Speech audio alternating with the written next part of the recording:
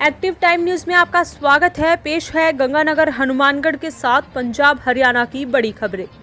Unlock 5 की guideline जारी, सिनेमाघर खुलेंगे, स्कूल कॉलेज पर राज्य लेंगे फैसला। 1 अक्टूबर से शुरू हो रहा अनलॉक 5। केंद्रीय गृह मंत्रालय के निर्देश के मुताबिक अनलॉक 5 में सिनेमाघर और मल्टीप्लेक्स 50% सीटों के साथ खोले जाएंगे। 15 अक्टूबर से सिनेमा हॉल, मल्टीप्लेक्स, इंटरटेनमेंट पार्कों को खोला जाएगा। स्विमिंग पूल्स को खिलाड़ियों की ट्रेनिंग के लिए खोला जाएगा। सिनेमा हॉल, थिएटर्स, मल्टीप्लेक्स को लेकर जल्द ही सूचना एवं प्रसारण मंत्रालय गाइडलाइंस जारी करेगा। 15 अक्टूबर के बाद अनलॉक 5 में स्कूल और कोचिंग संस्थान खोलने का फैसला राज्य सरकारों को दिया गया। अभिभावकों की रजामंदी भी ज़रूरी होगी। अनलॉक 5 के इस चरण में दुर्गा पूजा, नवरात्रि, दशहरा जैसे कई बड़े त्यौहार होने वाले हैं। कोरोना वायरस से बचाव के उपायों के साथ त्यौहार को भी हर्षोल्लास से मना सकें। वहीं महाराष्ट्र सरकार ने कंटेनमेंट जोन में लॉकडाउन 31 अक्टूबर तक बढ़ा दिया। राम मंदिर पर 57 दिन बाद बोले आडवाणी, जय श्री राम, ये खुशी का पल। बाबरी विध्वंस केस में स्पेशल सीबीआई कोर्ट ने लालकृष्ण आडवाणी, मुरली मनोहर जोशी समेत सभी 32 आरोपियों को बरी कर दिया। फैसले के बाद लालकृष्ण आडवाणी के लिए खुशी का पल। कोर्ट के निर्णय ने मेरी और पार्टी की राम जन्मभूमि आंदोलन को लेकर प्रतिबद्धता और समर्पण को सही साबित किया। फैसला आने के बाद आडवाणी ने जय श्री राम का नारा भी लगाया। मुरली मनोहर जोशी ने कोर्ट ने ऐतिहासिक फैसला सुनाया। साबित हो गया कि 6 दिसंबर 1992 को अयोध्या में कोई साजिश नहीं हुई। तब हमारा कार्यक्रम और रैलियां किसी षड्यंत्र का हिस्सा नहीं थी। हम खुश हैं कि राम मंदिर निर्माण को लेकर उत्साहित होना चाहिए। शिवसेना नेता और सांसद संजय राउत ने कहा कि मैं इस फैसले का स्वागत करता हूं। साथ ही आडवाणी, मुरली मनोहर, उमा भारती और इन लोगों को बधाई देता हूं जो इस केस में बरी हो गए। राजनाथ सिंह ने कहा कि देरी से ही सही मगर न्याय की जीत हुई। जोधपुर ला रही एम्बुलेंस पलटी, एक की मौत, एक घायल। जैसलमेर जिले में एक सड़क हादसे में घायल हुए एक युवक को पोखरण से जोधपुर लेकर आ रही एम्बुलेंस बालेसर के निकट सड़क से नीचे उतरकर पलट गई। इस हादसे में घायल युवक की मौत हो गई। उसके साथ आ रहा एक अन्य युवक घायल हो गया। एम्बुलेंस के पलटते ही इसका चालक व ईएमटी मौके से भाग निकले। पोखरण निवासी 35 वर्षीय जगदीश प्रजापति सुबह एक सड़क हादसे में घायल हो गया। पोखरण में प्राथमिक उपचार के पश्चात उसे इलाज के लिए जोधपुर रेफर कर दिया गया। 108 एम्बुलेंस से उसे जोधपुर के लिए रवाना किया गया। जोधपुर के समीप तेज रफ्तार से आ रही एम्बुलेंस पर खेतोलाई निवासी चालक कैलाश बिश्नोई नियंत्रण खो बैठा। एनसीबी के डिप्टी डायरेक्टर बोले, ड्रग्स केस में किसी एक्ट्रेस को क्लीन चिट नहीं। एनसीबी के डिप्टी डायरेक्टर केपीएस मल्होत्रा ने उन खबरों का खंडन किया। दीपिका पादुकोण, सारा अली खान, श्रद्धा कपूर और दीपिका की मैनेजर करिश्मा प्रकाश को क्लीन चिट देने की बात की जा रही है।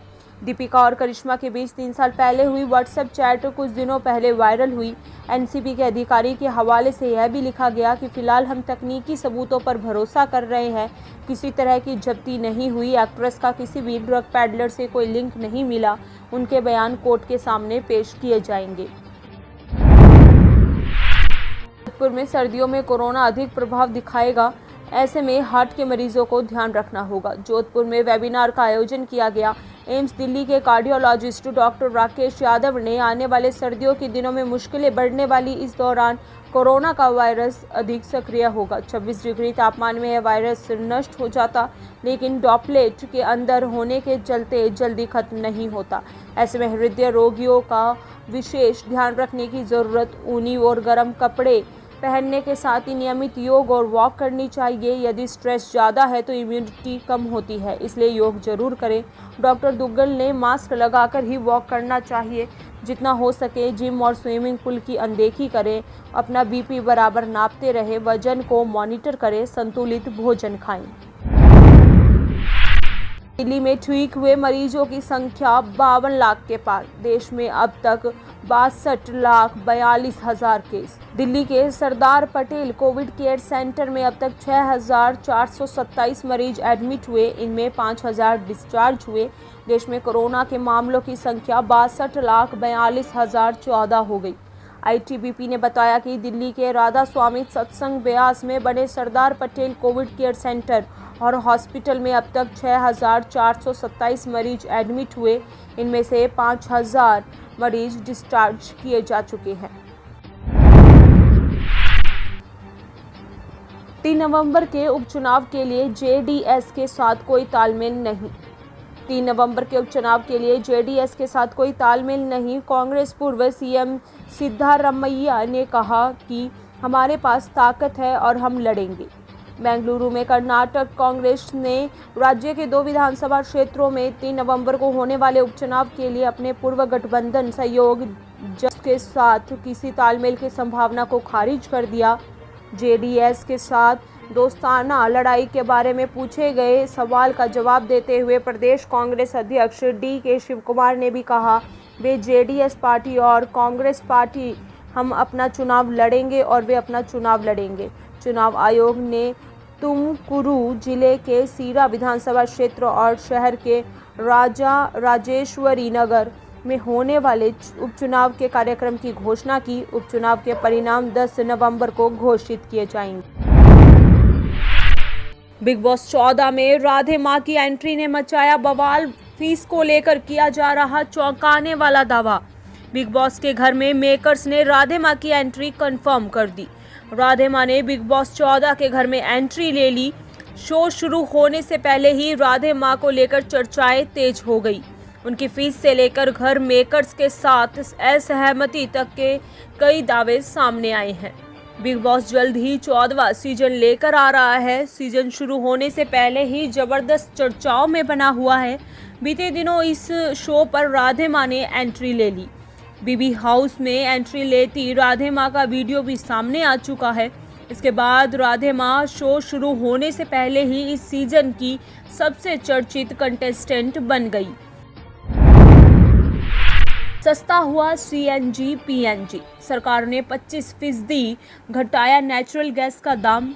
नई कीमतें 1 अक्टूबर से लागू।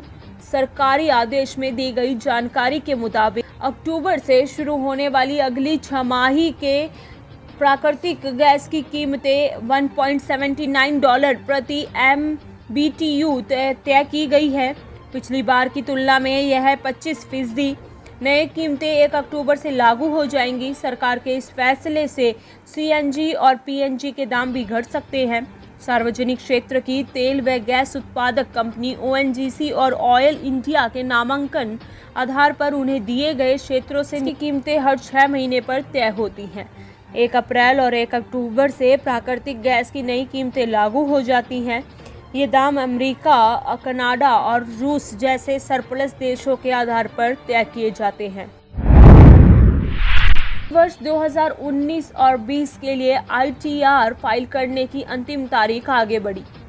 सीबीडीटी ने वित्त वर्ष 2019 और 20 के लिए आईटीआर फाइल करने की तारीख को 1 महीने के लिए आगे बढ़ा दिया। सीबीडीटी ने विलंबित और संशोधित ITR income tax return file करने की तारीख 20 सितंबर से बढ़ाकर 30 नवंबर कर दी। वित्त मंत्रालय की ओर से जारी एक आदेश पत्र में कहा गया, यह निर्णय कोविड-19 महामारी के चलते लोगों को हुई समस्या को देखते हुए लिया गया। करदाताओं को कोविड-19 महामारी से हुई समस्याओं को देखते हुए सीबीडीटी ने यह तारीख आगे बढ़ाई। चुनाव में भाजपा के राष्ट्रीय अध्यक्ष जेपी नड्डा के आवास पर अहम बैठक। सीट बंटवारे पर लग सकती है अंतिम मुहर। बिहार विधानसभा चुनाव को लेकर भाजपा एनडीए की एक अहम बैठक दिल्ली में हो रही है। भाजपा राष्ट्रीय अध्यक्ष जेपी नड्डा के आवास पर हो रही इस बैठक में गृह मंत्री अमित शाह, देवेंद्र फडणवीस और भूपेंद्र यादव के साथ बिहार के उप मुख्यमंत्री सुशील कुमार मोदी व स्वास्थ्य मंत्री मंगल पांडे भी मौजूद रहे। सीटों के बंटवारे को लेकर आज अंतिम निर्णय लिया जा सकता है। जदयू और लोजपा के शीर्ष नेताओं को भी दिल्ली बुलाया गया। भाजपा और जदयू के बीच अंतिम बातचीत। सीट बंटवारे का फॉर्मूला तैयार होने के बाद जदयू, भाजपा और मांझी की पार्टी के बीच तालमेल का आधिकारिक ऐलान हो गया। अगर चिराग पासवान की लोजपा एनडीए से अलग होने का फैसला करती है, इसका फायदा जदयू को मिल सकता है। लोजपा के अलग होने पर जदयू के खाते में 127 सीटें आएंगी। साल 2015 में हुए विधानसभा चुनाव में लोजपा ने 42 सीटों पर चुनाव लड़ा, जिनमें से 2 सीटों पर उसे जीत मिली। जदयू महागठबंधन की साझेदार, जिसने एनडीए को बुरी तरह हरा दिया। सुरेश रैना की भुआ के घर हमला करने वाले मुख्य आरोपी समेत 4 गिरफ्तार। गिदड़बाहा मुक्तसर में पूर्व क्रिकेटर सुरेश रैना के रिश्तेदारों के घर पर हमला करने के मुख्य आरोपी समेत 4 को ओसीसी यूनिट ओकू बठिंडा के एएसआई कुलविंदर सिंह की टीम के साथ गिदड़बाहा से गिरफ्तार कर लिया। सूचना मिली कि गिदड़बाहा के वर्धमान ढाबे के पास वीरान जगह पर कई संदिग्ध छिपे हैं। पुलिस ने छापा मारकर मुख्य आरोपी काजम सहारनपुर, चाहत कानपुर, राहुल कानपुर और तवीजल बीबी सहारनपुर समेत कुछ अन्य लोगों को गिरफ्तार कर 2020 और 21 की दूसरी छमाही में 4,34,000 करोड़ रुपए का कर्ज लेगी मोदी सरकार। वित्त वर्ष 2020 और 21 में कुल कर्ज लेने का लक्ष्य 12 लाख करोड़ रुपए का है।